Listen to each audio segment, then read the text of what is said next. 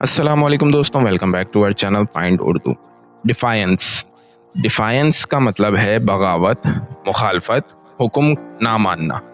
Defines کا مطلب ہے کسی حکم یا رول کو نہ ماننا، مخالفت دکھانا یا خلاف جانا۔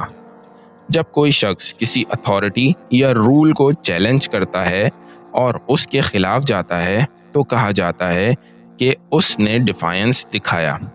یہ اکثر پروٹیسٹ موومنٹس اور ریبیلیس بیہیویئرز میں دیکھا جاتا ہے۔